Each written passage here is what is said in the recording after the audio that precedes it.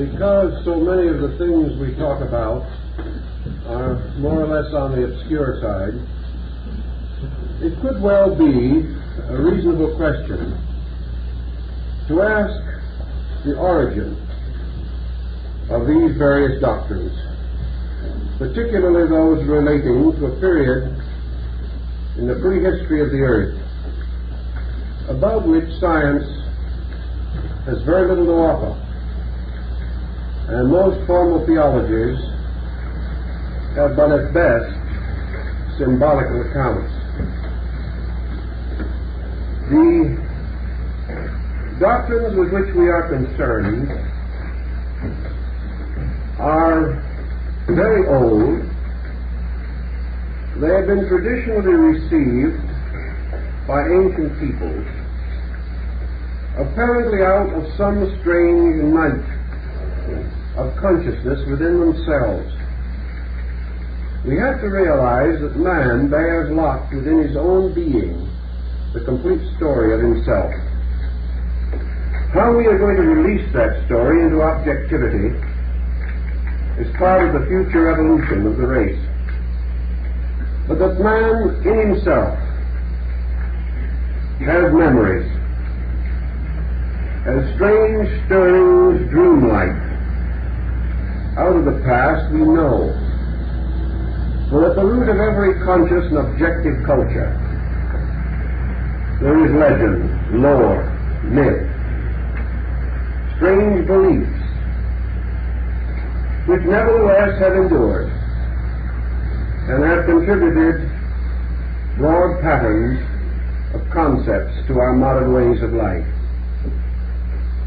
Thus, the source of such information has to be internal, and the recovery of certain phases or fragments of it must be due either to the development of extrasensory faculties by the human being, or his willingness to accept the testimonies of others who have possessed such faculties. The average person cannot explore these fields for himself. On the other hand, there is something more to it than this. For out of the great scriptural writings of mankind can be gradually assembled a very powerful confirming tradition, a tradition that has the authority of man's first spiritual revelations given to him by the great teachers of his race. Many of the records with which we are now concerned have existed on a level of recording for thousands of years. Yet here in the West we know little if anything about them. We have not been able to restore the lost libraries of Alexandria. We do not know the fate of the great literary monuments of early Western man. In Asia, however, a somewhat more fortunate condition exists. For while most of the early records certainly are gone, they were faithfully copied and transmitted and preserved through schools of initiated philosophers, schools which still exist, and also in a literature of tremendous religious vitality, which is still a living literature and draws to it the best thinkers, the best scholars of these several Eastern nations. Thus our story is based upon a combination of ancient beliefs, records, transmissions. Records from Hinduism and other Eastern schools, Buddhism, from the Avestas, the sacred writings of the Persians, from the ancient Egyptian Book of the Dead, and the early pre-classical remnants and remains of Greek thought, going back to the period of Homer. All these records, when studied together, restore in general the story with which we are concerned. Therefore, the problem is to put these records together to integrate and organize them, and at the same time to remind the student of the exact nature of this material, which is for his consideration, and which represents, we might almost say, some of the choicest remnants of the old learning of mankind. That this may or may not be demonstrable on a scientific level is evident. But as we unfold the problems more in detail and study the scientific findings of modern man with greater care and thoughtfulness, we observe more consistency between the two than might first appear. And we have much to recommend the thought that these old records become a very solid basis for many of the conclusions which we now hold to be true and evident. In the study of cosmogony, we have the growth of the human body, embryology, as a wonderful guide and aid. In the study of anthropology in general, we have the constantly recapitulating story of social growth. In the study of man himself, physiology and anatomy, even histology, become very valuable guides. For all these stories that we talk about are repeated in the formation of man and the development of his functions and structures even to this modern time. So there is a tremendous analogical integrity about the story. Certainly far more conclusive, complete, and satisfying than the simple concept that nothing from nothing comes, or that the beginning of everything was nothing and the end the same. Thus we have a validity which inspires further thoughtfulness and study, and the recognition that we are in the presence of a very profound explanation, deeper and more complete than those explanations which we follow today. And incidentally, most of the beliefs that we now hold from arbitrary sources are no more demonstrable, no more provable than the ancient traditions. It is simply that they are sustained by a greater number of persons, and the weight of number gives authority. So we will continue our study. We'll go back just a tiny bit, not departing essentially from astronomy or from the basic concepts of the universal machinery as it is known today. And perhaps we are in the presence of an interesting point, that within the last 100 years we have confirmed hundreds of principles and points of interest previously held to be arbitrary opinions. The progress of man in scientific research is sustaining the ancient tradition more with each passing year. So we have a certain confidence based upon this. We go back then to the story of our planet in the age of the fire mist. That such an age existed is almost a scientifically accepted fact. It is among the favorite hypotheses of modern learning. The old East Indian records tell us that in the days of the fire mist, the earth was enveloped with this strange luminous envelope, which we described last week, and which extended far enough from the surface of the earth to include the orbit of the moon. This was a strange, swirling, luminous, gaseous state of existence, in which the semi-molten surface of the earth was covered with these strange fumes, perhaps resulting from the impact of cold space upon a hot, evolving body. In any event, this mist extended far out, surrounding the entire earth with a flaming, luminous envelope, like the incandescence of a gas flame. Gradually, through the course of time, the cooling of the earth resulted in the gradual diminishing of this misty envelope. It retired by degrees towards the surface of the earth, separating as it did so into two essential elements. The heavier parts falling became water. The lighter parts remaining in suspension became air. And the struggle between air and water, still preserved in the story of rain, continued for a long time, until at last water adding its own weight and humidity to the surface of the earth, we had the gradual cooling of the planet, and by degrees it became what we would term today conceivably inhabitable. Now, what is an inhabitable planet? We're talking about it all the time now in our recent thinking in terms of space travel. We're wondering how we would function on some other planet. A habitable planet is simply a planetary body capable of sustaining an organized or evolving form of life. That this body might be entirely different from ours is entirely immaterial. That we could not live upon a certain planet does not in any way imply that it is not inhabitable. Because in the development of bodies, they are derived from the planetary elements and the planetary available materials.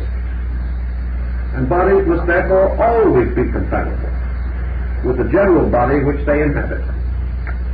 Thus, any type of material which is capable of being molded by consciousness, directed by mind, or possessed by emotion, can, and inevitably does, become a habitable form, a kind of form which can embody a living principle. In the course of the changes in the early history of our Earth, for example, for a very great part of this history, man as we know it today could not have survived here, could not have had an existence upon this planet at all. Yet not only did man come here, but perhaps prior to man, many forms of life that are now extinct flourished, finding no more essential difficulty in their manifesting than we do in ours. All these problems are of little concern to the archaeologist, because searching for human artifacts, the archaeologist and the anthropologist depend so heavily upon fossilized remains. It is obvious that fossils could not exist at a time prior to the construction of forms such as we know them. But perhaps it is well pointed out by the Tibetan philosophy that first man had no bones, therefore he had none to leave in the rocks. But this does not mean that he did not exist.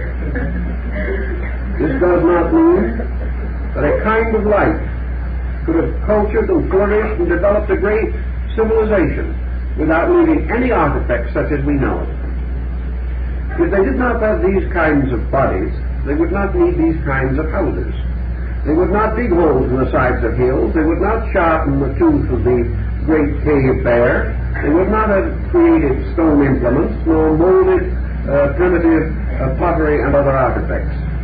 All the things that we find belong to a kind of creature like ourselves. And if there was another kind of creature that did not need these things, then naturally we would find no familiar remains relating to him. In the old tradition, therefore, we are told, as I explained last week, that the release of evolving forms of life comes about when the bodies suitable for the manifestation of living creatures reach a certain degree of development. The planetary logos, as the Greeks called him, the deity whose body is the earth, and who is a living creature. Plato called him the eternal animal crawling through space. The Chinese represent him by the ancestral turtle carrying the world upon his back.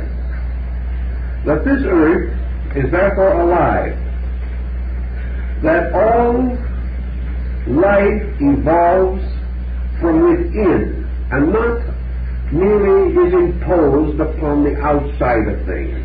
The ancients in general did not believe in an extraneous deity. They did not believe in the kind of God who sits in heaven and uses the earth for a footstool. They believed in a kind of God that is embodied in creation and is forever releasing itself from creation and through it. And therefore that all growth, all development, all evolutionary process is the eternal releasing of an eternal spiritual energy. It therefore means that in the course of the gradual development of a planet for life growth, But there comes a time, as in the case of the human embryo, when it is quickened, or the life which is responsible for the formation and development and protection of it becomes indwelling, and from this point on molds its form from within. And from the time that it is so locked within form, it is held as in a prison, so that form or body becomes indeed the sepulchre of the soul. And that from that time on, through the great processes of growth, life is escaping, resurrecting, regenerating, reviving, bursting forth from the shell of matter in which it has been locked for the great involutionary processes. Now, in the old tradition, the earth itself finally is recognized as the physical body of the planetary logos. But before that physical body was generated, other bodies had been generated. Gradually, this being coming into incarnation created a mental body, then an emotional body, then a vital or etheric double, and finally a physical form.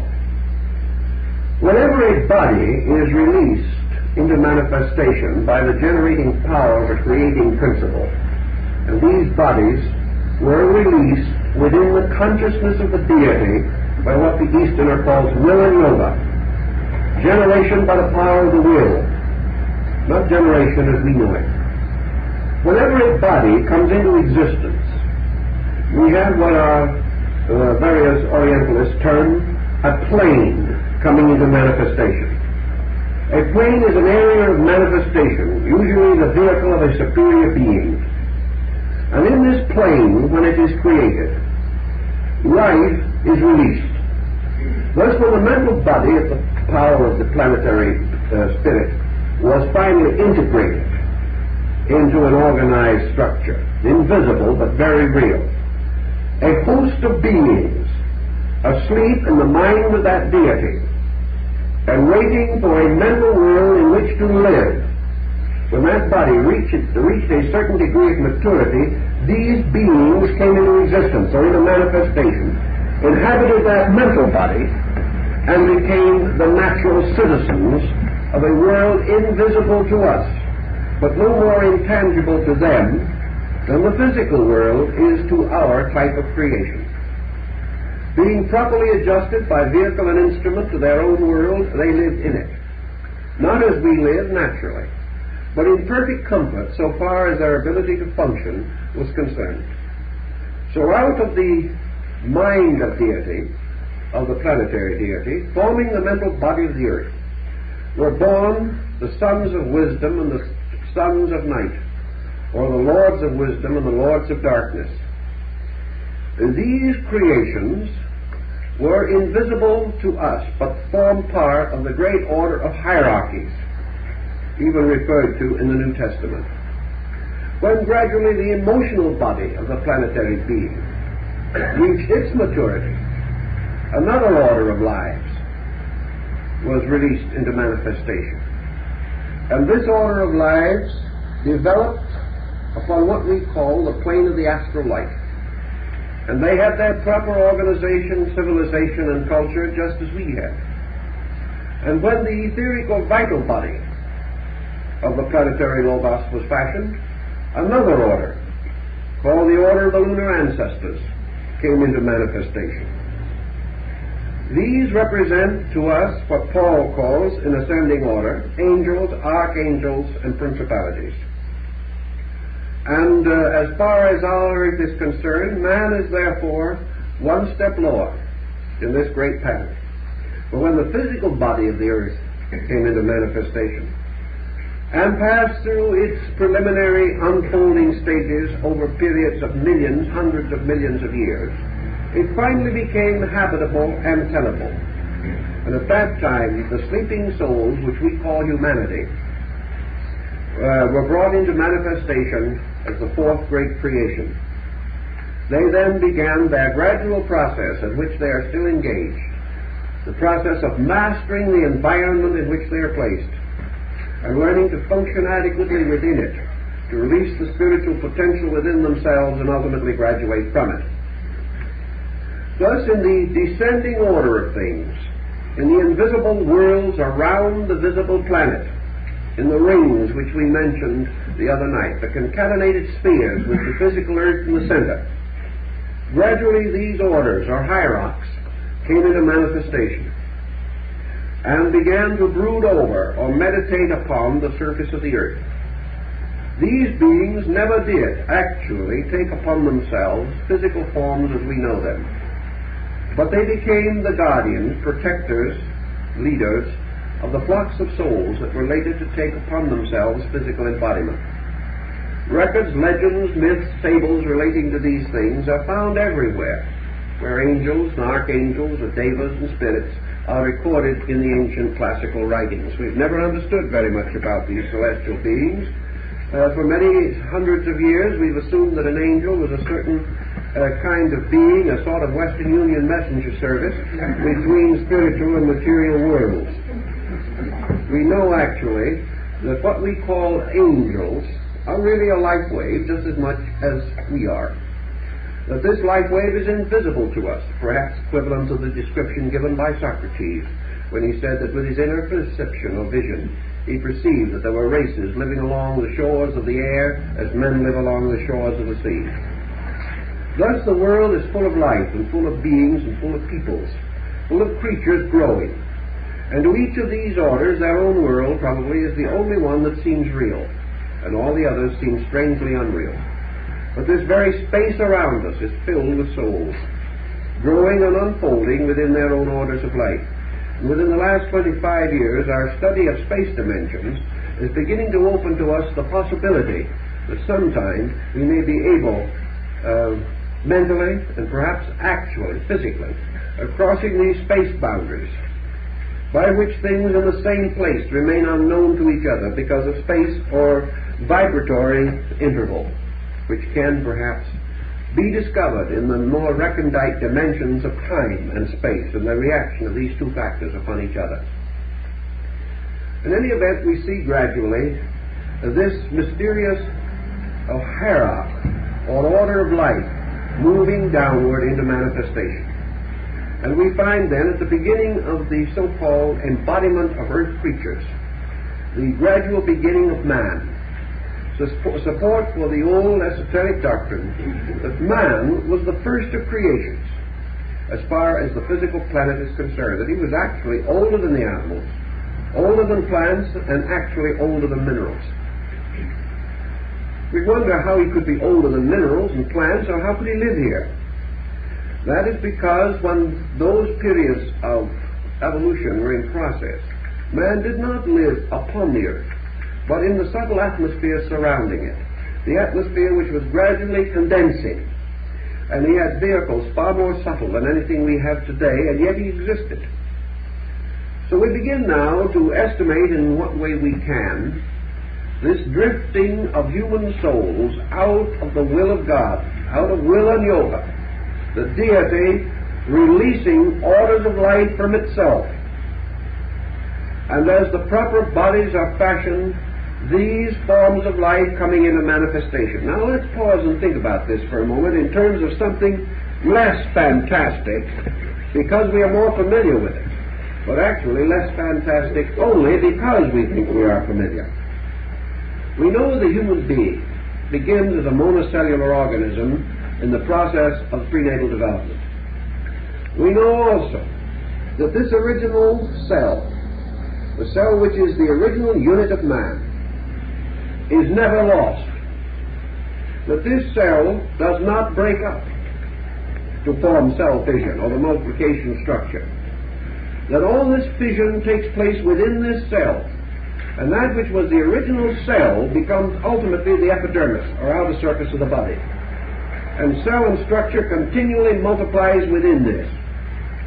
Now in the process of building structure, for example, man, whether he knows it or not, begins also to release his populations, his races, his creatures, his plants, animals, minerals, are all released as living things through the development of his own prenatal structure.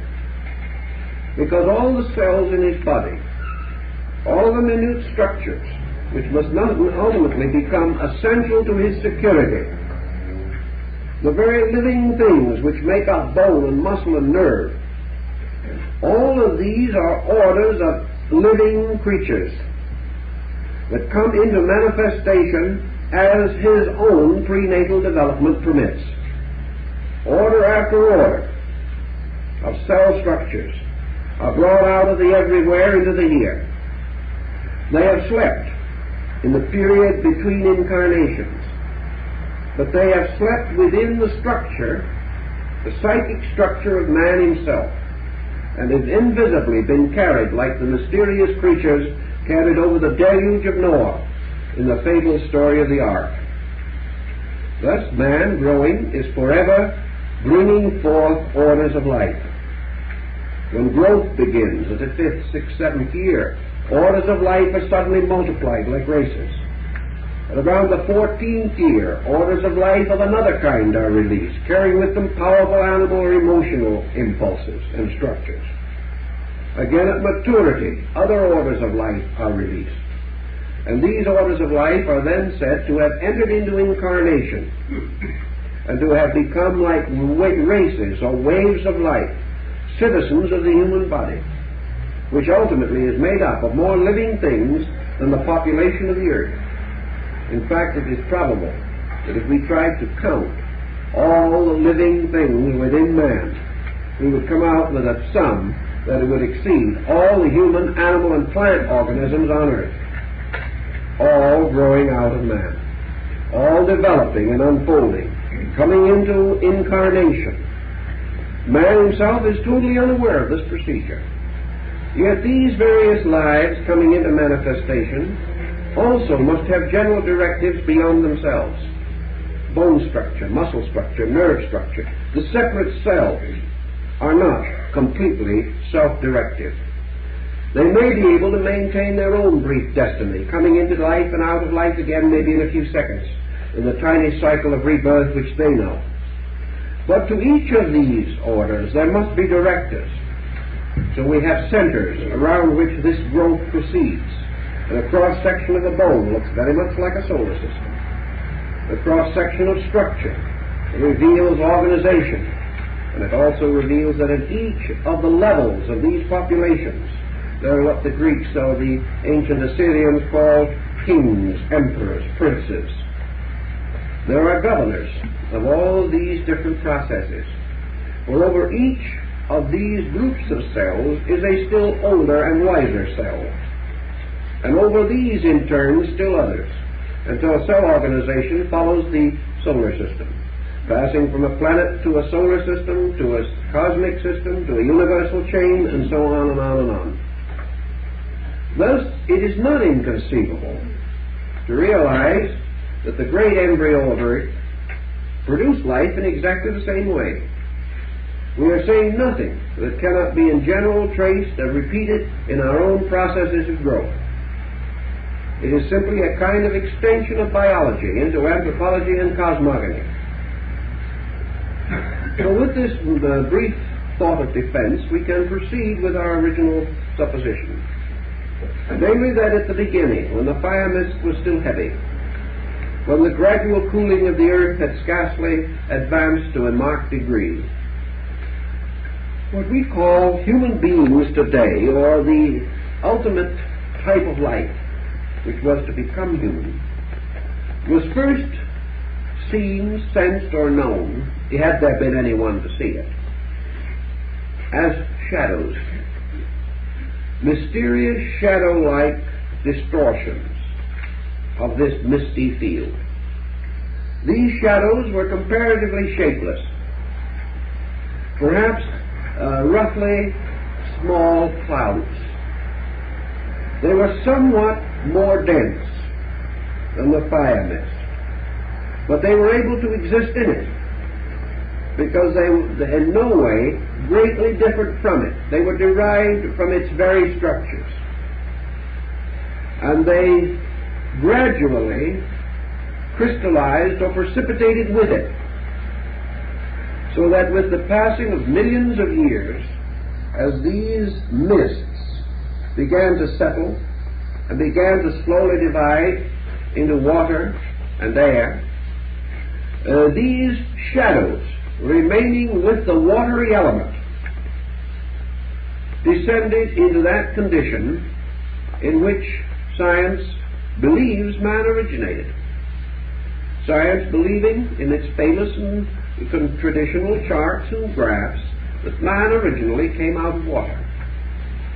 He was, however, gradually precipitated out of the fire mist. And as this cooled and became more dense, these shadows, according to the old tradition, became somewhat more dense also, resembling perhaps what we call an amoeba. Now these shadows were never the kind of amoebas that we know. But amoeba is a most intriguing creature. The amoeba is a universal genius. Actually, although we have little respect for him and very slight social contact with him, he is still in all ways completely delightful and a constant source of admiration. The amoeba probably resembles more than anything else a small raw egg. But in spite of the fact that it is comparatively transparent, has no functions that we know, no organs that we can conceive of, no nervous system, no brain, no spinal cord, no mind, no emotion, no taxes, nothing that we are familiar with. The amoeba does exceedingly well for himself. Well, this mysterious little creature is deficient in none of the things I have mentioned. He is simply universal in all of them. When he is hungry, he is totally stomach. When he is not hungry, he has no stomach. When he wants to go somewhere, he is all locomotion, nothing else. When he has arrived, there is no more locomotion factor anywhere evident in him. If he is in danger, he has a kind of universal sensory perception. Every part of his mysterious jelly-like structure consists apparently of a full developed five sensory perception. Anything approaching him in any direction he knows about, although he has no nervous system. He must be all nervous system. Any part of himself becomes a mouth at will and encloses anything that comes along. Wherever the mouth is, the stomach is nearby. He's all stomach. Thus this creature seems to carry within himself a universal power to specialize within itself any and all of the functions which we recognize. In this way he is startlingly correct. We would expect him to be correct, and what nature does is done correctly. But from this creature there is no doubt that any specialized power we have, from sensory perception to cathedral building, could well be developed.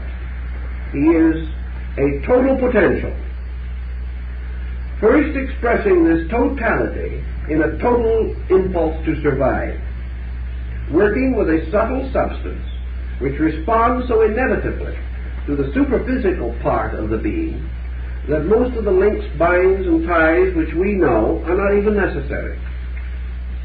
In the ancient tradition we are taught that this cloud-like thing, which was man, before he knew anything about life as we experience it, was in this way also a total being.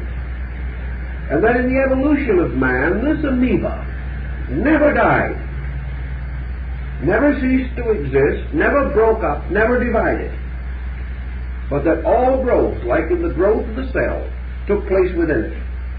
And it still remains the totality of man, supplying the total field of potential. Gradually, as in the case of the egg, the yolk or nucleus of the cell began to develop specialization, drawing for its survival upon the albuminous field. And therefore the body, or the mysterious depths of this transparent amoebic organism, became a perpetual nutrition for the maintenance and development of the central nucleus structure. Now, when this central nucleus structure begins to develop, it not only has to have nourishment, but this nourishment must lead to something. And in the case of the development of the creature, this nourishment leads to the release of cell structure and the infinite multiplication of cells and the formation of structure. Therefore, not only nutrition was concealed in the protoplasmic field, but also sleeping in this transparent albuminous part were the seeds of all the cell life that would ultimately be manifested through the center nuclear area. Thus, all these forms come from their own circumference to their center and engender there. The same thing happened in this story of primitive man. Primitive man in those days began to draw upon the total resources of this strange cloud, which was a cloud of unknowing so far as he was concerned, but which contained everything that he could ever need. And at that time we are told that these cloud-like, semi-amoebic structures in a misty, humid element, half air, half water, gradually crystallizing, becoming more and more dense. That this structure, this strange, shadowy globule, was immortal. It never died. Therefore, this form is the only immortal form that we know. When I say immortal, I use it relatively. It goes on for ages and ages, for aeons and aeons. In other words, that this form, this nuclear body, is the first and oldest form and will continue so long as form endures. It is within this field that our division and cellular integration began to manifest. And gradually, within this tremendous area of potential, tremendous in power rather than in size, we see the gradual evolving of man. There is no accurate recording as to the exact size of these clouds, misty shadows. But it has been suggested by early study of records and texts and comparisons that probably the human amoeba was perhaps 10 feet in diameter. And that therefore within this was ample material for the gradual development of structure and form as we know. These forms, these beings not only lived upon a level, they permeated many strata of the Earth's atmosphere. And instead of all living merely upon a surface, they permeated a field extending several miles from the Earth in all directions, even at this late date. And originally, of course, as we say, this field extended beyond the orbit of the Moon. Gradually, out of this condition, the hardening of the Earth, the seas becoming tepid, becoming gradually cooler, still however retaining a certain warmth, the type of warmth that might cause an egg to generate. These structures took on increasingly physical form and began to grow. Not growing in size, but growing by means of internal division. And first of all, this growth began to take the form of the division of the central nucleus. This division of the central nucleus resulted finally in the appearance of the amoeba of the yolk with the egg with two yolks. Each yolk half the size of the original. Each of these by fission divided again, producing two others, each one half the size of the preceding. This division continued on to produce the kind of situation that we have in cell life. In other words, we have an infinite multiplication of cell life. But there was a difference. Namely, that gradually these nuclear centers, by continuous division, having no power of enlargement or growth, passed on by division into so minute a type of structure that they were utterly diffused. They passed gradually out of existence by division. But this division in no way interfered with the nucleus. Therefore, these divisions finally caused the nucleated center to disappear entirely in the albuminous field. It returned to it again, producing nothing that survived. Everything broke, divided, till it passed to infinity. In the next stage in this development of creation, therefore, a kind of fission took place, by which a nuclear center became twofold, and then each of the halves received the power of growth and became equal in size or intensity to the original. This was called in the ancient times reproduction by budding. And this reproduction by budding continued for a very long period of time.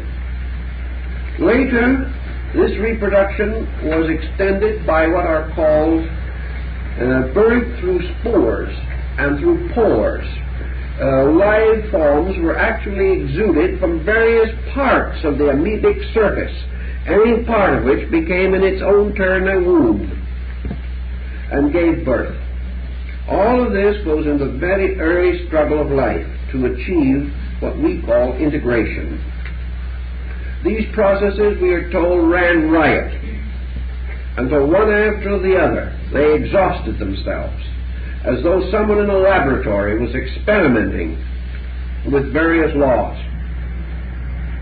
One of the reasons why these experiments were frustrated is because the various laws that were drawn in to operate were left without common reconciliation, and for the absence of some other law, the previous ones failed, until gradually the entire pattern of the great septenary of laws that we know about came into existence, and it was only then that an enduring structure created by law was also protected by it, because each one of the laws operating singly would run to the extinction of itself.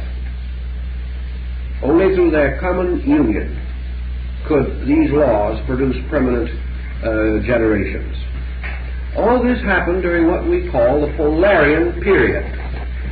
And in the course of this vast length of time, we see the structure of man gradually becoming more and more firm, more organized, and a certain internal specialization beginning.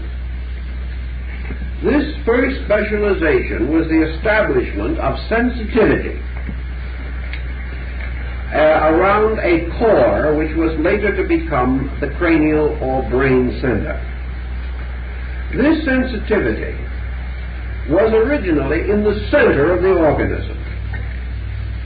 And this sensitivity was not obscured by any bony, fleshy structure such as we know today. And around this first primary point of sensitivity, there gradually evolved what we call today the pineal gland, which was the earliest individualized organ of man. It was not an organ of sight, it was an organ of cognition. It was an organ in which was focused all of the reflex and sensory attributes of the field of the old amoeba. Just as the solar system gradually concentrated, so that from the great field of the original body of the sun, the elements were gradually contracted to form ultimately the luminous sun ball itself, which is in the center of its own field. So the sensory gamut of the field of the amoeba gradually retired to the center to form also its own point or central focus of cognition, not yet specialized. And this cognition we call the pineal gland. This gland, therefore, combined all of the sensory faculties necessary to primordial man. Primordial man now representing our friend the amoeba, who is, however, gaining considerably in stature and dignity in this procedure, and now has reached what some of the old writers call the pudding bag stage. The pudding bag stage being a somewhat better organized structure, resembling an old-fashioned English plum duff. This pudding, which seems like a sack tied around the neck, and with a kind of a little fringe of the upper end of the sack extending above the tying knot, so it sort of looks as though you had tied the sack and you had a kind of little neck of the sack standing above, wrinkled because of the tying. This then corresponded closely to the estate of man at that time. And this little neck of the sack, tied around and seemingly extending outside of the rough sphere of the sack itself, became this organ of specialized orientation, which at that time extended outside or beyond the common structure of the body. This little structure had a number of functions. It had to do with nutrition, observation. It had to do with the sensing or awareness of danger. It had every orientation possible under the conditions of its own existence, which conditions were extremely limited. But this also had an internal awareness, for at that time this creature had greater internal consciousness than external, and it was alive in a superior state and comparatively dead in a physical state. Its cognition materially was almost nil, barely enough for survival. But its internal cognition of its own origin and nature was still strong, and able to therefore have a life of kind of internal meditation in which it still dwelt in space with its sister worlds. It was not bound to the body as we know it. As time went on, we see the same thing happening that happens with the amoeba. When an amoeba wishes to make a trip, it extends itself. It sort of streams out from its own center, creating what are called pseudopods. And these pseudopods are merely extension of the mucus-like substance of the albuminous field. But wherever one of these pseudopods extends, immediately the rest of the amoeba all flows into it, and it takes up its new position. It simply is continually flowing into the extension of itself. This is also one of the best definitions that we have of creative imagination. For creative imagination is always moving in front of yourself, extending some part of your consciousness, and then the rest of you flowing into it and making this dream or ideal a reality. So you always extend beyond what you can do in order to grow. And from that point on, you move in behind this extension until you make it solid. Then you extend again in some direction. And so progress is continuously a kind of an amoebic trotting from one state to another. Perhaps the most gentle flowing that we've ever had in motion, and the most graceful, is that of the amoeba. Now when man became aware gradually of this specialized field which he could gradually control more and more with this central nucleus which he was developing, he had probably the same basic inducements to move that the amoeba has. Motion with primitive creatures, primitive life, is always related to two things: nutrition and escape, or in this case, defense. The purpose of the living thing is to survive. To survive, it must find nutrition. To survive, it must also escape danger. And in that prehistoric world, it was mostly danger. And these primitive forms of life gradually involved not only the pseudopod, but ultimately the extension of members, so that these members were available for the great problem of escape or defense, and also, of course, for nutrition. Thus our original creature began to assume a proportion and a shape. The shape, finally, and the proportion having merely to do with environment, for the body is always built in terms of the situation in which it is placed. It must always meet a kind of need, and must supply an instrument for the life within it. And out of the experimentation and struggle of ages gradually emerged the primary shadow of man as we know him. A strange being, perhaps, some have said, looking very much like a man in a diving suit, even more strangely grotesque. A creature considerably larger than man, as he is today. For there were giants upon the earth in those days, and the early forms of man's most rudimentary construction were probably from 12 to 15 feet in height. Now at this time also, we begin to see crystallization moving in upon the individual. And this crystallization had a considerable effect upon the gradual locking of life within form. We are told, for example, that in one stage of man's early development, his physical body was about the consistency of the pith in a hollow reed. It was more fibrous, more almost like a very soft wood than flesh as we know it. The crystallization working upon it from the outside as opposed to the vitalization working from within. These forces were unbalanced at that time, and the outside forces were much stronger because in part of the terrific pressure of the changing world around the living thing. The defensive side of the body had to be intensified. The body had to be protected, made more durable, given a hard surface or shell with which to protect itself, whereas the life within, still feeble, had to energize this form. Dante in his Inferno describes the trees that walk, and perhaps this is a vision of things in the ancient Polarian epic. Through the passing of continuous time, however, these forms are described in the words, and there were hard bodies that softened, and there were soft bodies that hardened. And that which had been originally the hard surface softened, and that which had been originally the soft interior hardened to form the bone. And the protection or covering became less, and the central skeletal structure became greater.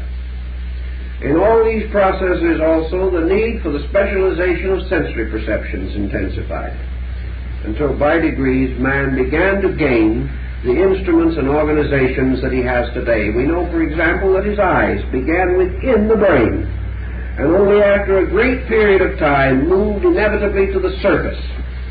Certainly he would have no eyes until there was something to see worth seeing, until sight became necessary to him. And every faculty and perception that he gained came only when a world situation around him made it necessary, made it advantageous to his growth and suitable to his need. Gradually the Polarian epic produced these rudimentary creatures that were asexual in structure. Reproduction, such as was known of it, was spontaneous and internal, as in the case of a certain number of small, minute organisms even today. And these organisms are the archetypal remainders of processes that once ruled the whole world. Now, as the situation gradually passed and man's first integration in the coarse, rough structure of himself took form, we are told the first great age, or the Polarian, came to an end. The first great continent reached its completion.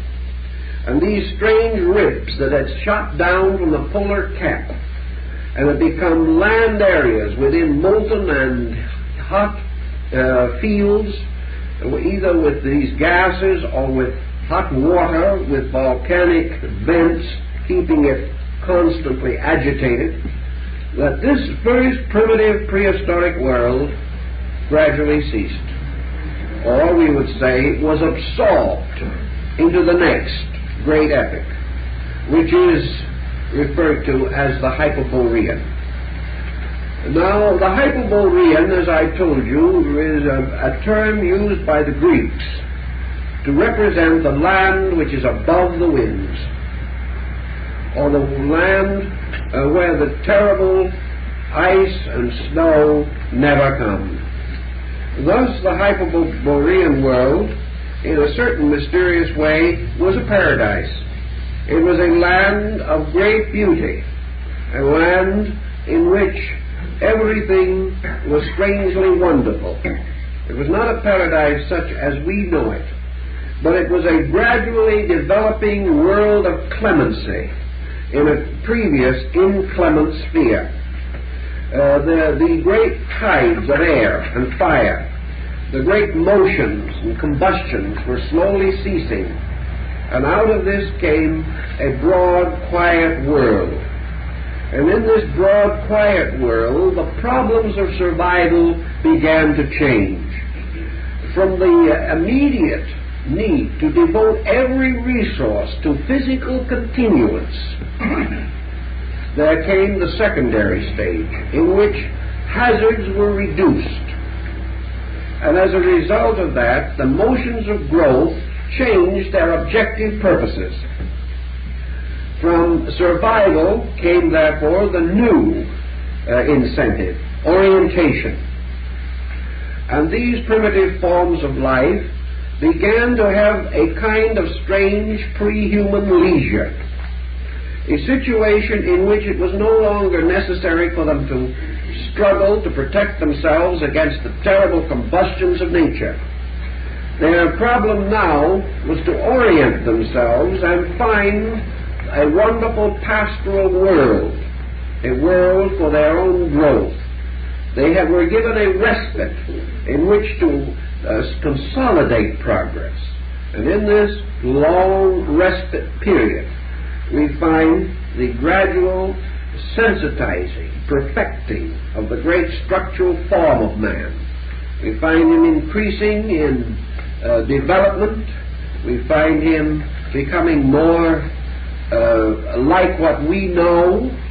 We find him developing hands and feet, adjusting himself to more subtle activities than previous, but still, remember, only a body. With this same glandular power, the pineal gland, his principal instrument of orientation, still awake and alive internally, living in a heaven world, or a world above the earth, living almost and still in the mind and emotion of the Creator, and not as yet actually precipitated into a physical existence. Therefore, the being itself, which was within and behind this power, lived in a gentle dream state, in which it was aware of its origin, of its spiritual relationship to life, but was still compelled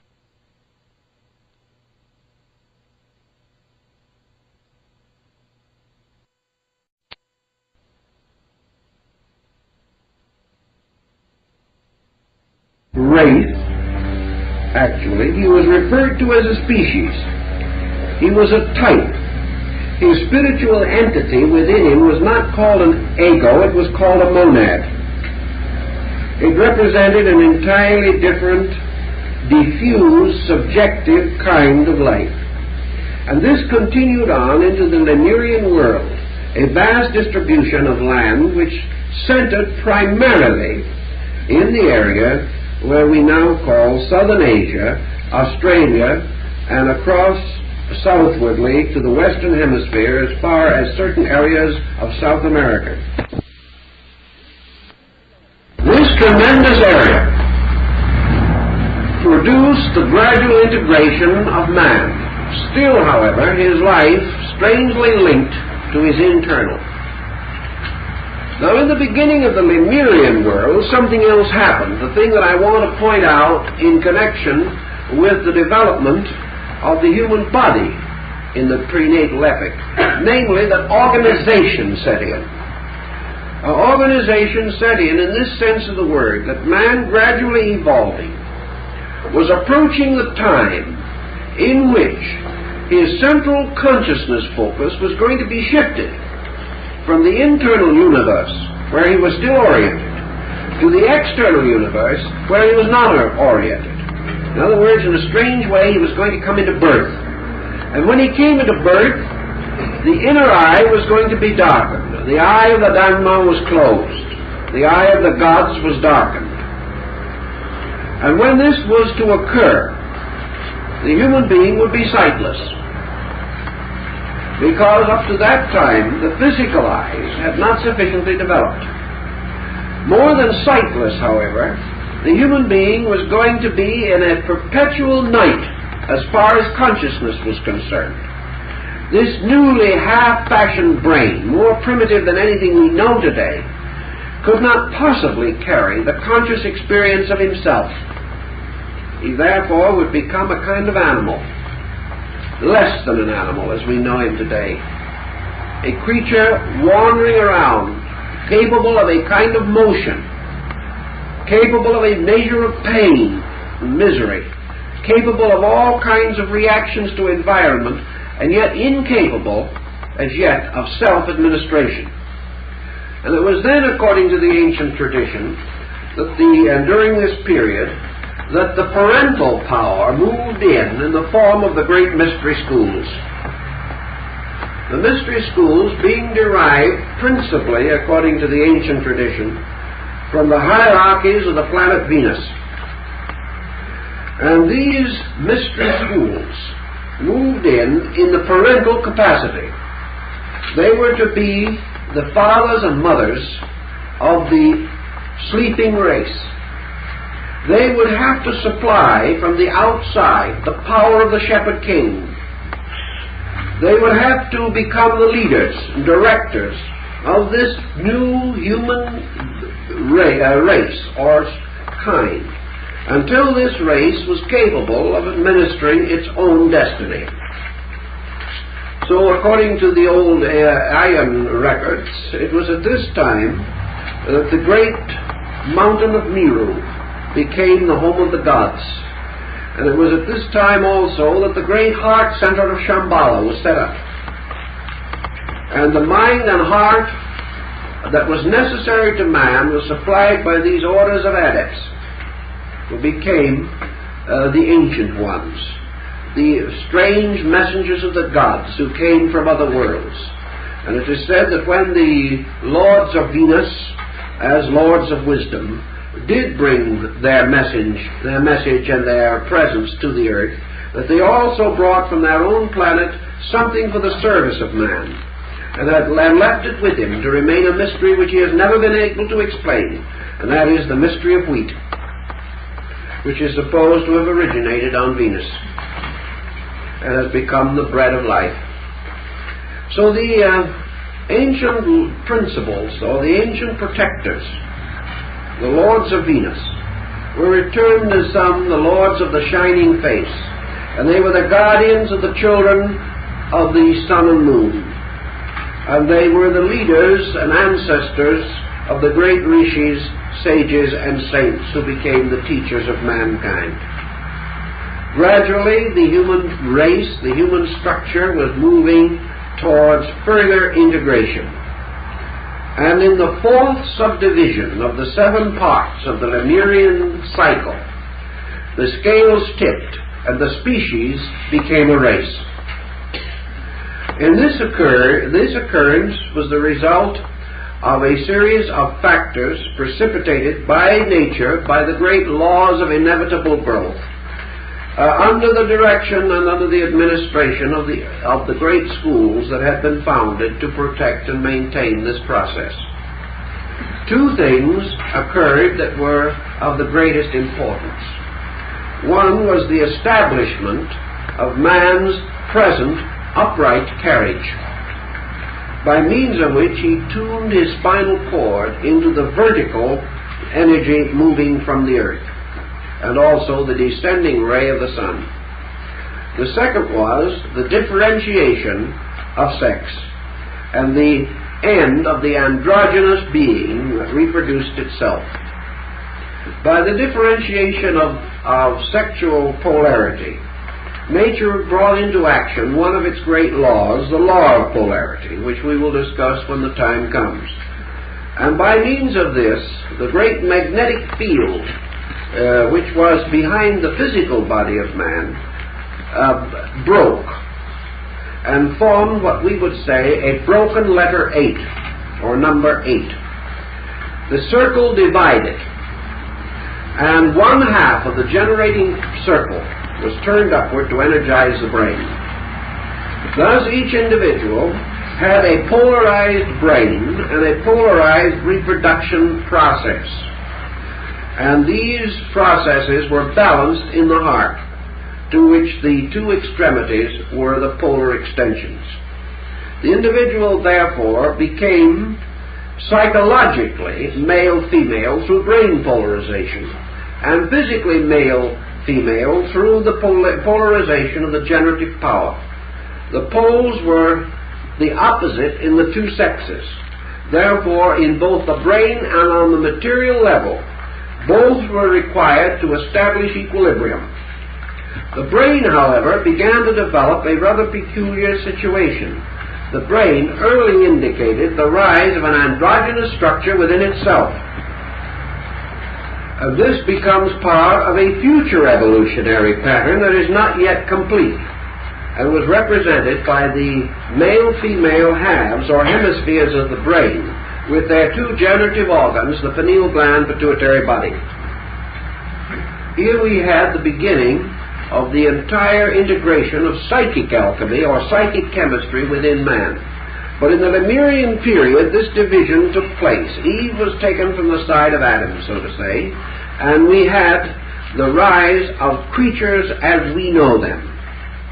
Now, with this procedure, several other things happened. Man, having reached this polarization, the internal power of vision was gradually dimmed. The dimming of this power of vision brought man psychologically to the great dark curtain that divides human memory from the pre-state from which it came. Gradually the eye of the gods was darkened, and the individual was precipitated into this mysterious sphere of unknowing. The single eye closed, the two eyes in due time opened, and man saw a world around him and no longer remembered a world within him. This caused him to become a sort of orphan, a wanderer, forced to earn his bread with the sweat of his brow, forced to go forth and wander upon the face of the earth, searching for the promised land. In the Lemurian epic also, we see certain other things beginning to manifest that are important to us. It was at this time that the power of speech was added to man, because the speech center had much to do with the positive pole of the generative system. It is therefore that man is said to be able mystically and religiously to create with the larynx, and therefore will create by means of the spoken word. There are many important elements involved in this symbolism, but many of them also rest in the future of things. But man, gradually developing speech center and power of speech mimicry, derived his earliest sounds from nature around him. He attempted to copy the sounds of animals, birds, other creatures, and also the natural sounds, and through mimicry gradually gained the power of self-expression. During this period also something happened that means very little perhaps to us, but became a tremendous factor in evolution. Man is composed of 5 elements.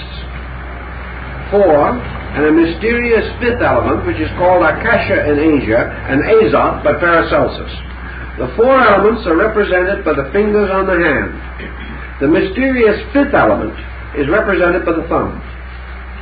The primitive man, like the anthropoid and even the monkey of today, had a thumb which was a 5th finger. In the Lemurian era, the thumb was separated from the fingers and moved against it. So that from that time on it was not another finger. And with it came the individualization, gradually, of man's ability to advance the power of self-will. For self-will has long been associated subtly with the thumb. And man is the only mammal with a thumb. And this seemingly has become a distinction. He's recognized many other distinctions and bids for glory, but he seems to have overlooked this one, which is perhaps one of his greatest attainments. It took him a long time to get that far. But now he disparages the whole thing, but when he's particularly awkward, says that he is all thumbs. But really, it took him a long time to get that good. With this thumb working against the fingers instead of with it, man became the architect. Man became capable of making things. He became capable of discovering fire, of creating pottery.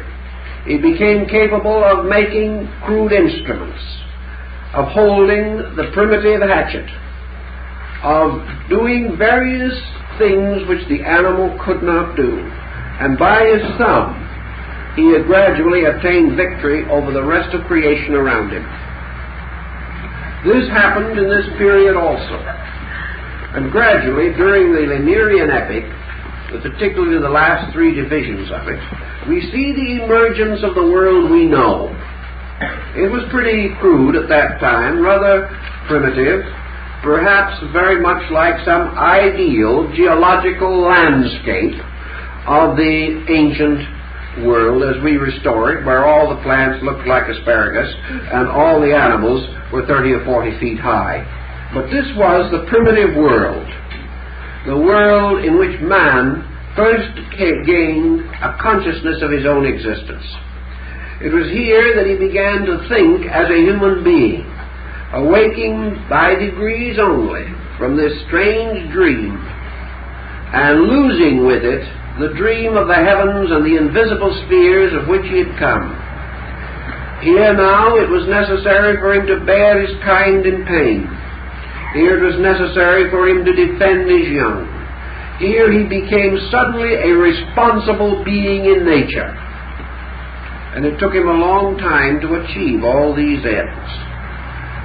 Gradually the Lemurian period drifted along toward its natural termination, but before the end came, man had done one more thing that was interesting and important. He began to move great masses of rock. And out of this period we begin to find what are called the monolith builders. They carved no stone, as we would say it. They inscribed nothing upon rock. But they raised great monuments of rough stone, mostly untrue. They created these strange dolmens, in which actually the only proof that we have of human participation is that the stones are placed in arrangements which would be totally impossible in nature. Therefore we know that man somewhere passed that way. He seems to have had the beginnings or the foundations of his religious instincts.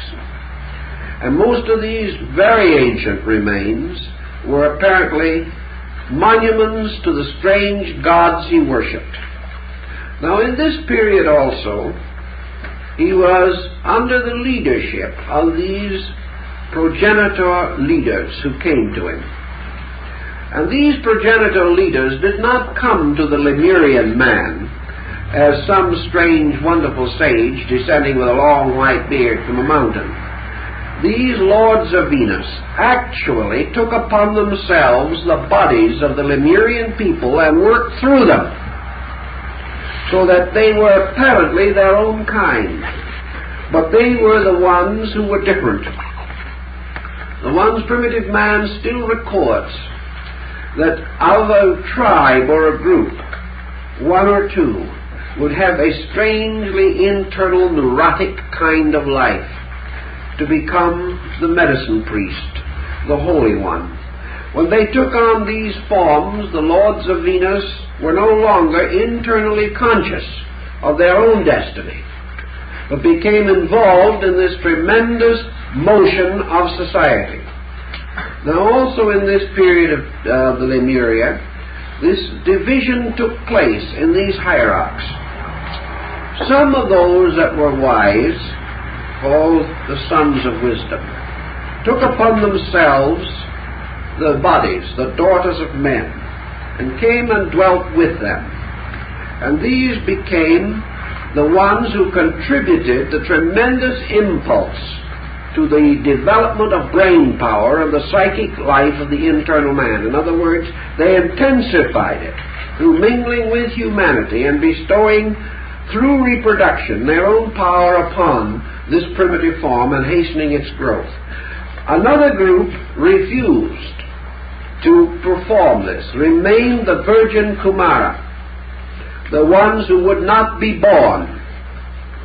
And they in turn were further divided. And among those that would not be born were to later come not only the saints or great sages, but also the beginnings of black magic and sorcery. That group divided. But those who would be born became the progenitors of a higher order and prepared the way for the next great wave of life, which was the Atlantean race. And in the rise of the Atlantean race, we come upon a people now advanced to a state which was essentially our own. The Atlantean is still with us. The Lemurian remnants are still with us. All of Lemuria is inside of us, and all of Hyperborea is inside of us. And because we have a skin, we are still inside of the Polarian species. But all these things were developments of great motions of life. The Atlantean began to unfold arts and sciences. By this time he had conquered the prehistoric world. The great mammal monsters of the past were gone. Also the monstrosities that were bred from those who did not receive help from the Venus ancestors or the lunar ancestors, but remained bodies. These are the ones that are said to have united with beasts, to have produced monsters that became sterile, and thus passed away the kings of Edom and all those who were upon the earth in ancient times. So the monsters disappeared. The monsters described by Sanchoniathon in his Phoenician history. The beings with many heads and many arms. The strange creatures with the bodies of men and the feet of serpents. The same described in Aeneas in his pilgrimage to the underworld. These monstrosities were those that did not achieve these degrees of development, and the forms perished and the life went on in other forms. But by Atlantis there had been a general organization, and the fourth race brought with it a kind of world which was not different in essentials from our own way. The Atlantic diffusion, as I said before, was not merely a continent, but a general arrangement of the entire Earth's surface. And the Atlantean peoples, migrating to various places, created commerce and industry, diffused the great religious systems of the time, were still under the control of the adept kings, and created the first empires. Now what happened to the Atlantean is one of the great riddles of history. The old tradition tells us that the tragedy was due to the fact that the mental nature of man is twofold in structure. Man has a positive and negative polarized mind. And the negative polarity of the mind is what we would call physical mind or mortal mind. And the positive pole is divine mind or spiritual mind. These two poles have to finally be balanced. But in the Atlantean, they were not balanced. The Atlantean, emerging through his own corporeal structure, but still locked largely within body, produced the progenitor of what we call materialism. He was strong, he was skillful, he was keen, but he lacked reflective power. He lacked the power sufficiently generated to enable him to estimate the moral and ethical values of existence. In his earlier period, this moral, ethical, spiritual directive was provided by the adept school. But in the middle period of Atlantis, the time came for the individual to pass out of the protection of the adept system and toward self-determinism. In other words, there comes always the problem in parental guidance as to when guidance must stop. If guidance is prolonged beyond need, the child is damaged. And the need for the Atlantean to become self-responsible as a moral agent forced the gradual retiral of the shepherd kings or the initiate teachers, the great sages, who retired from society into their schools, which means that they retired from embodiment. They were no longer born as Atlanteans, becoming part of the race. They retired into their own higher natural forms and became teachers. As teachers, they were available but had to be solicited. The disciple could still seek them, but he must search for them by a decision of his own will. Their help was not inevitable. He must desire it, he must demand it, he must respect it, and he must obey it of his own accord. This severance, in which the parent, though still available for counsel, no longer recognized the need to determine the solution for the child. This division resulted apparently in the destruction of the Atlantic Empire, inasmuch as the Atlantean, deprived of parenthood or parental guidance, was unwilling and unable to make the adjustment to moral individualism. As a result of that, he became tall with pride. He said, "We are the great people of the earth. We are the rulers of all things. We do not need the gods." And there are ancient records that say that these people denied the gods to exist and said that their own human will was strong enough to rule the world. They accepted nothing superior to themselves and said that knowledge was the only thing by which worlds could be conquered. As a result of this arrogance, as described by Plato, the gods in their great assembly upon the Olympian Mount decided that it was necessary to chastise these people and to remind them that any excess of destructiveness must either be blocked or it will ultimately corrupt the soul as well as the body.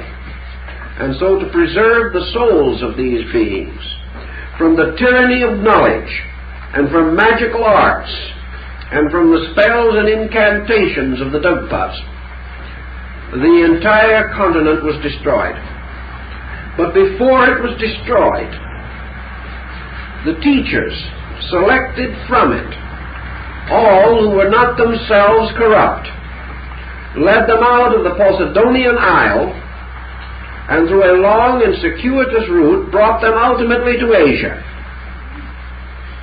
So that when Atlantis sank, those that had deserved a better destiny had already departed from it.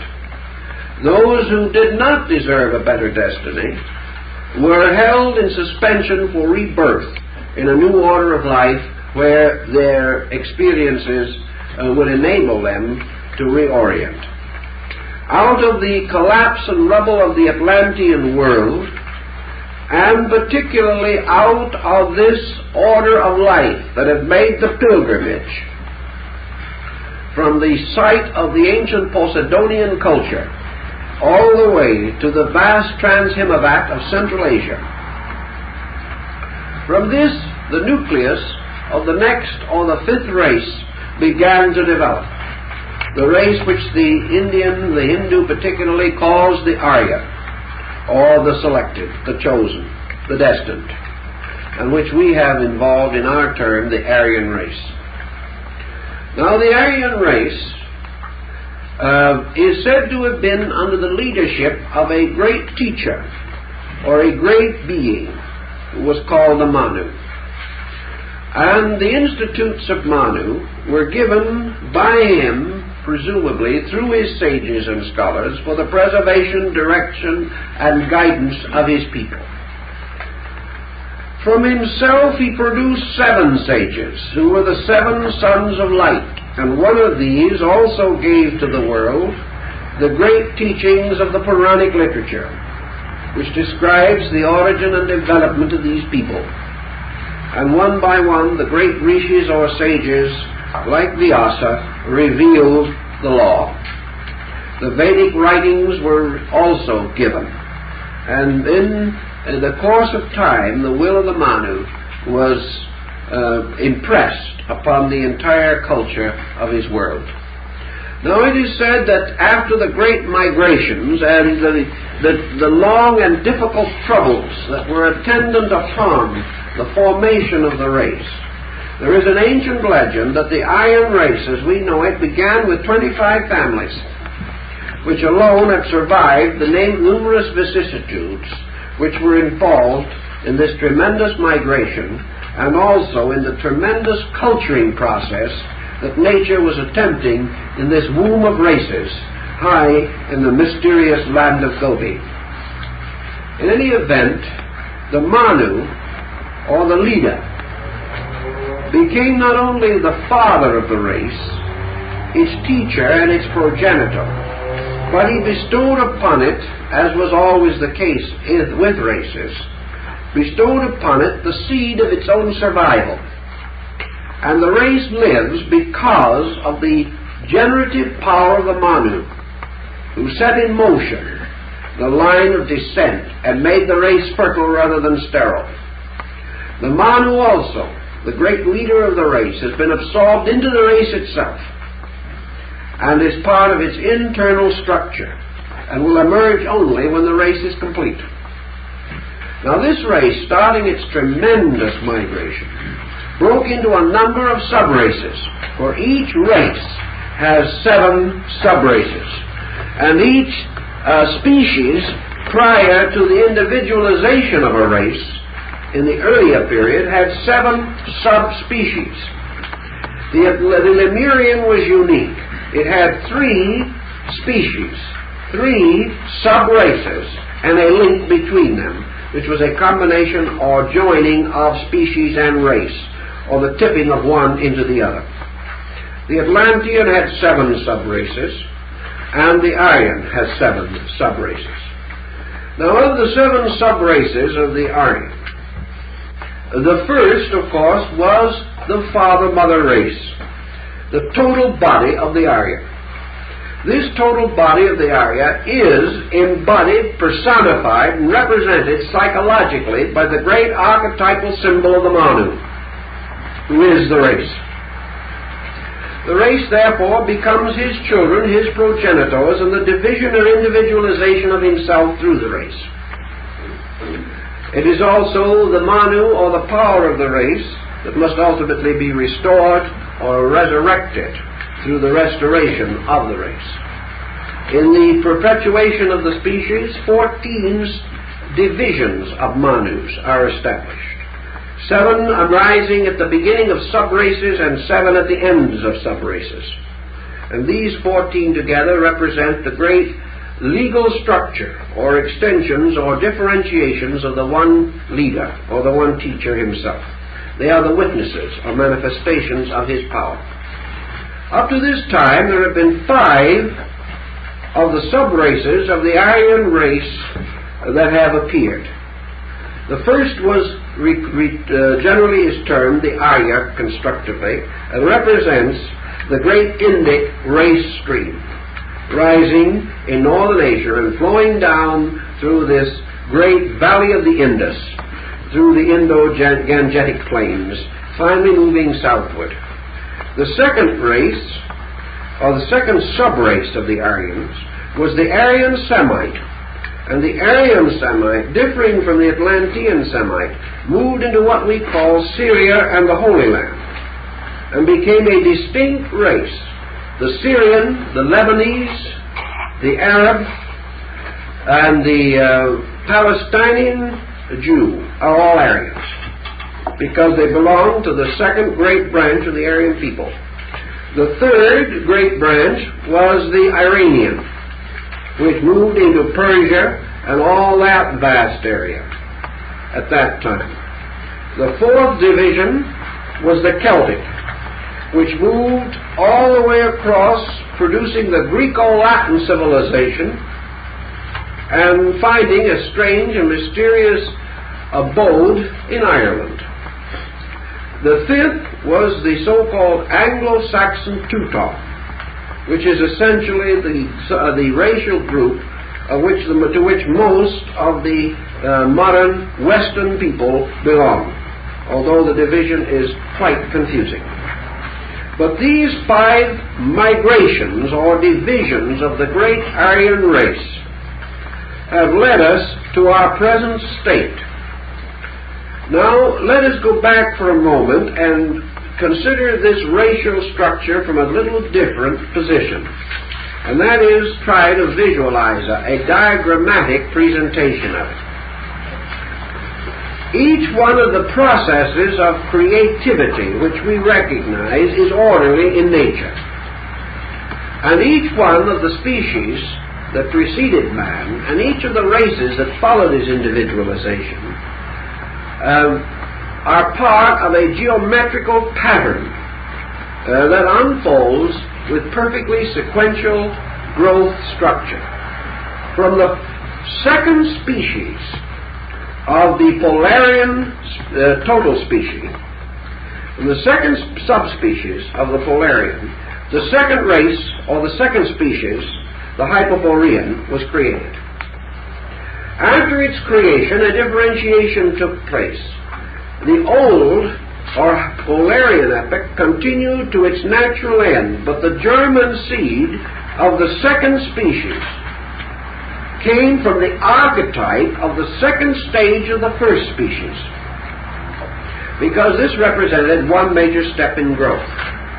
The third group, the Lemurian, therefore came from the third subdivision of the Hyperborean. And the fourth group, the Atlantean, came from the fourth division of the third group, now a race, the Lemurian. And the fifth race came from the fifth division of the Atlantean order. And the sixth root race will come from the sixth subdivision of the fifth, and so on, all the way down, until the seventh race is born from the seventh sub-race of the sixth. Thus, each of these becomes a step, and once the step is made by what were called the pioneers who follow the direct line of race, then the races themselves begin to drift away, the carcass of the old race slowly drifting away from its place in the direct stream. And progress is always moving with these new groups that break off. Today, therefore, we are concerned with the sixth sub-race of the fifth race. This sixth sub-race must come into existence before the sixth root race can be born. Many questions have been asked as to where this sixth sub-race will come into existence, and under what circumstances. First, we know this, that a race can never be born from a homogeneous people. It must be born from a heterogeneous people. Under the law of polarity, a homogeneous people cannot generate. Therefore, wherever a new racial structure develops, you must have some kind of a polyglot. You know also that by means of this polyglot, a tremendous vitality, a new chemistry is set up, and a new racial structure, like the new wine, must have a new bottle to contain it. So gradually, out of the development of races, arises a polyglot. Now, the second thing that is essential to the rise of a root race, or even a subrace, is a land area.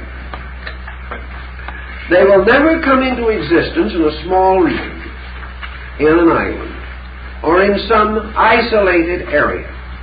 They must come into a large continental distribution, because this continental distribution, which they take on, and where they are created, must survive the destruction or the great shifting which is going to result in a sixth continent for a sixth root race. The continents must change, but there must be this vast area suitable for the promotion, development, and propagation of a species, or of a type of life. Now, the question as to where the sixth subrace of the Aryans will be generated has been a question. Many people have thought, and of course, perhaps with some egotism, that either what we call the Western Hemisphere, or perhaps the great Australasian area, will have to be the seed ground for this next subrace. There are many who believe that on the Western Hemisphere, as we know it today, a new subrace is actually being formed. A subrace in which many differences are noted between our culture and that of any other culture of our race. That we are producing almost a new biological type, that by degrees, out of polyglot, out of the mingling of peoples, the pioneering spirit, the various enterprises that we are indulging in, that we are creating a distinct pattern, which in time will be the source of the new subrace. If that is true, then out of that subrace must be formed the sixth root race. Now that will mean a division, because after the formation of the sixth subrace, there will be another subrace to close the cycle. But this subrace will be a kind of anticipation or a foreshadowing of something, but will not in itself be fertile. The fertility will rest in the sixth subdivision.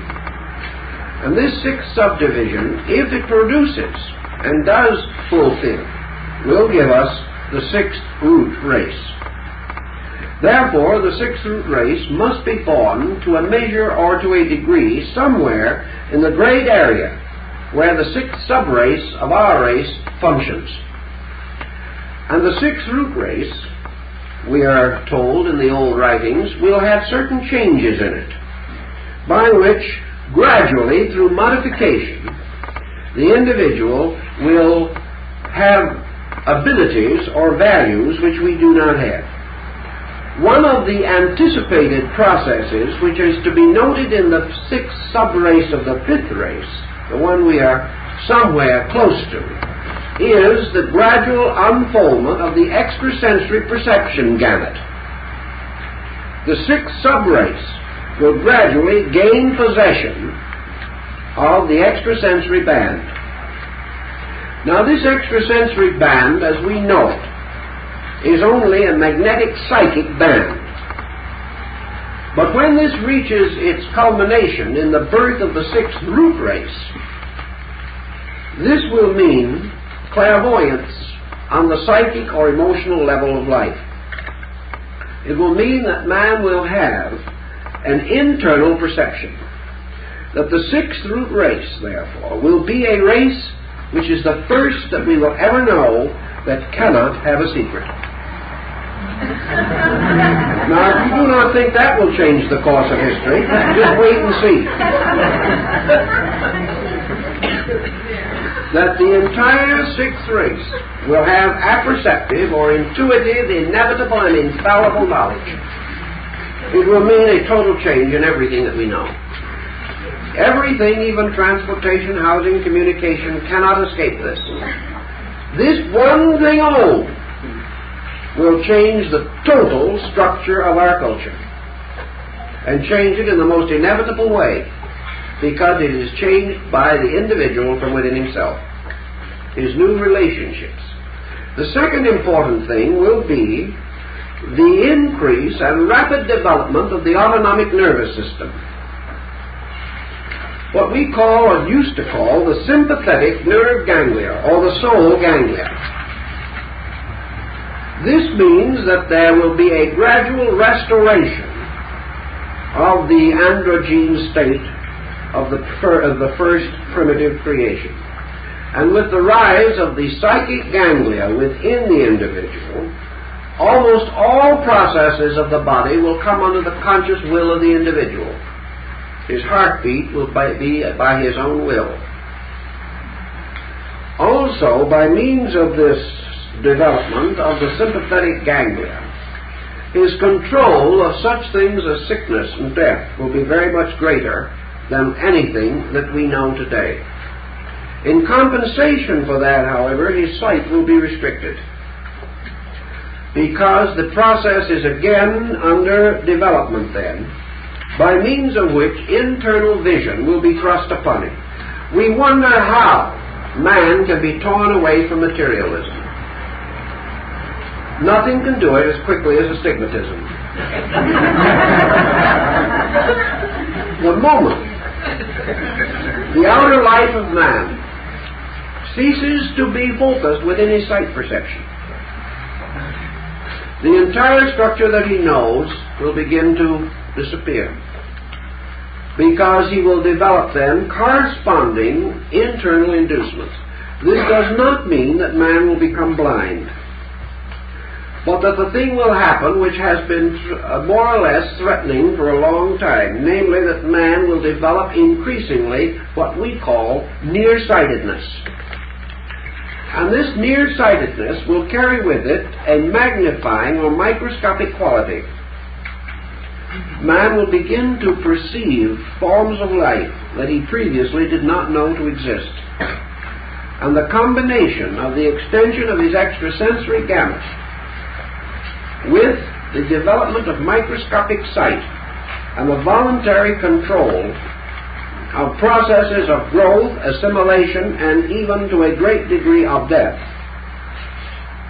will result ultimately in the sixth root race man becoming an entirely different looking creature, an entirely different conducting creature than anything we know today.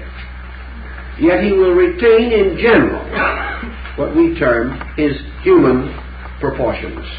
But these will be refined and very highly specialized, and will reach a point in which society, culture, education, religion, philosophy, these things will be strongly internalized, and the total life of man will begin to move into him, or move into his inner existence rather than being posited on the outside.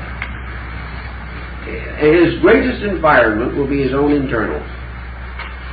From the seventh sub-race of the sixth root race, an almost inconceivable projection into the future, will finally come the seventh root race.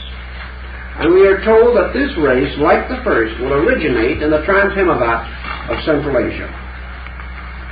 This will be the race of man going home. It will be the return or the release of the gods and the godlings that have been locked in human psychology for millions and hundreds of millions of years.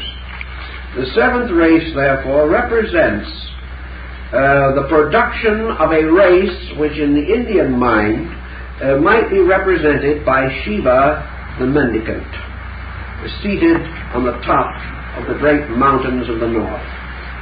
Well, this is the race, again, of the great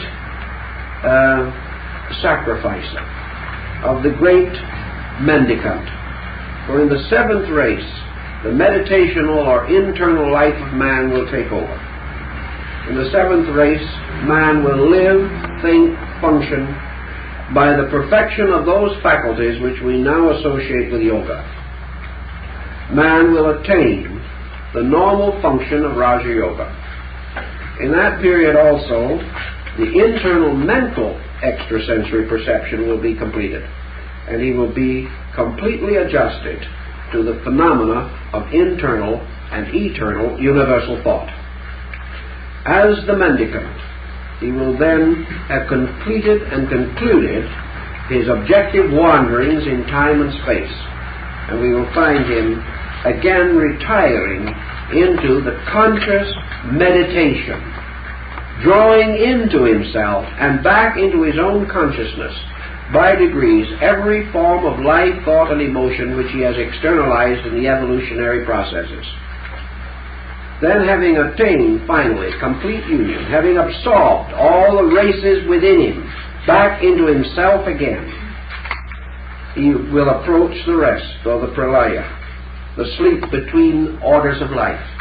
And when they awaken from this order of sleep, man will start upon a new cycle of growth, which will take place on a higher world entirely from what he has known, and where what we call physical matter will no longer exist. He will then continue on his evolutionary course, having escaped from the strange and mysterious density that has locked him here. We have another point or two that the ancients tell us, namely that these cyclic periods required for the evolution of races and species decreases in time as racial evolution continues. They decrease in time because time decreases in significance. The Polarian period may have lasted for many thousands of millions of years. The Aryan race is only a little more than 1 million years old. The Atlantean race had a survival of between 4 and 5 million years. The Lemurian race species extended for more than 50 million years. So as each evolutionary procedure progresses downward, the length of the racial spans, or species spans, is shortened. It is therefore very likely that our race will not endure for more than a comparatively short time, perhaps not more than a half or 3/4 of a million years. This is something to really worry about, especially in long-range investments. It is quite possible that the 6th sub-race will appear within the next 1,000 or 2,000 years. It is also quite possible that the 6th root race will be born within the next 100 or 200,000 years, more to the degree that we become aware of it. And it is quite possible that the 6th root race in its total extension will not survive more than 500,000 years. These periods are constantly decreasing in time for the reason that man is outgrowing the experience boundaries placed by time. We realize this even in our daily living when we hear someone say, well, more happens to us in a year than happened to our ancestors in 50. We know this is happening. We know that the psychic life of man is functioning much more rapidly than ever before, that this tempo continues, and thus man's increasing consciousness is forever contributing to the rapidity of his growth in these various cycles. And as we get nearer to the end, the cycles diminish in length, so that the golden day we look for may not be as far off as some have imagined. We are past that terrible nadir in which we confronted the Atlantean deluge. The 4th subdivision of Atlantis, the division which led ultimately to the deluge, and from which the 5th race began, from the survivors. The 4th division of Atlantis was the low point in the great involutionary arc of man. At that time, the evolution of man reached its lowest and most material state, and from then on, evolution has taken over. and growth is now inevitably and eternally upward. Man may, as he usually does, ascend a little like the crab by walking backwards. And in every cycle there are arcs in which things fall away, and there seems to be a loss or a breaking up, a death of something. There are what Plato calls sequential eras of sterility and fertility in nature. And there will be materialistic ages, and there will be idealistic ages, and there will be scientific ages and philosophic ages. And there will be times in which it seems that man is bent upon destroying himself, and other times when his nobility will shine forth with unusual splendor. But in all these ups and downs and curves and arcs of human progress, the ancient tradition tells us that we are inevitably moving upward, and that what we call reverses are now actually pressures exerted to make more rapid our progress, because every reverse now is met by a greater equipment within man. And because man is better able to know than ever before, he is better able to meet adversity and grow directly as a result of it. This goes on and on and on, and means that the cycle of races is shortening, and that the degrees of attainment are also increasing in importance. The ultimate degree being that of the return of the race to its homeland, the close of the great cycle of humanity, which closes where it begins in the mysterious northlands of Asia, where the race goes home to sleep, and where once again the earth receives into itself the souls and beings of these creatures. Bodies then go to sleep. Souls now consciously able to leave them, depart and return to their own estate, and await embodiment in the next great order of life, an order of life infinitely higher than what we have.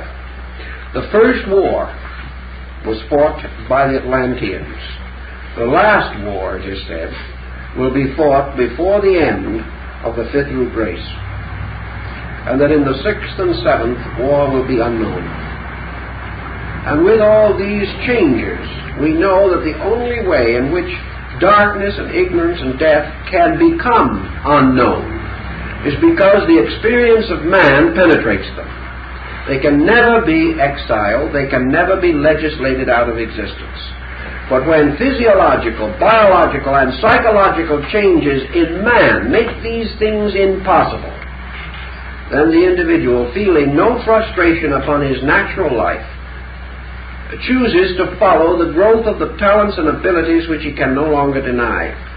Thus, by degrees, man outgrows everything that is inadequate and attains to everything that is necessary. And also, by degrees, I think you better go home.